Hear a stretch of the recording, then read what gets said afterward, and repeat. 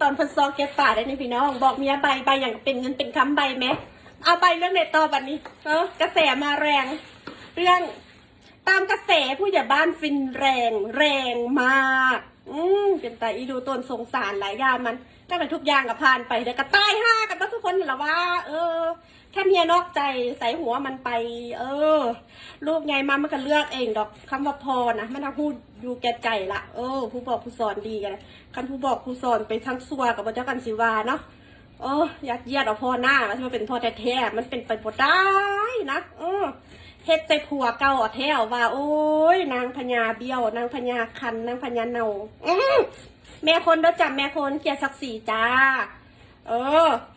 เอาหูปผัวใหม่ไปขึ้นโปรไฟล์เป็นครอบครัวผู้ตาเฮ็ดใจผัวเก่านะมีแต่หูปตัวเองกับหูปลูกกระสูงทรงละจ้าคลิปอันอื่นมันจะสีเฮ็ดก็สีเฮ็ดให้เขาไปนั้นคือบ่เซิงกันให้เขาเบิ่งซาสั่นมีแหงซะตัวมีแหงอยู่ดอกอ้ายว่าสิว่าไปมีซื้อมีน้ำด้วยพี่น้องเด้อขุมเก่าของผู้ใหญ่บ้านฟินแลนด์ตอนนี้กำลังสิถมขุมเก่าของผู้ใหญ่บ้านฟินแลนด์ถมมันก็สิ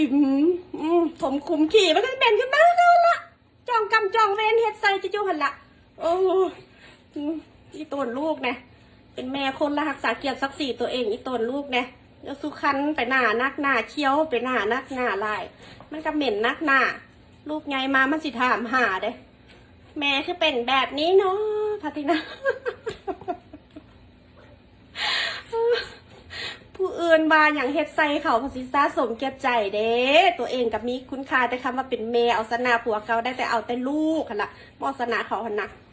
ปัดใหญ่มาลูกถามแม่คือหอยเคี้ยวเจ็บไปเพราะมือไตกับโบปานนั่นนะผู้อื่นเบ้าอย่างบ่เจ็บเด้เฮ็ดไซเขาแห่งซาใจปะนะขันลูกว่านี่อันใดกับบอแน่บอนอนเบิ่งบันใหญ่เนี่ยเด้อมันจะเป็นยังไงรักษาเกียรติศักดิ์ศรีความเป็นแม่คนเนี่ยพอใจเราบอกไอ้วันนั้นกรรมเขาหรอกว่าเบิ่งแต่กรรมชีวิตเขาแม่ก็ตายห้ากับทุกคนนั่นแหละเบิ่งไปพอใจเราบอกไอ้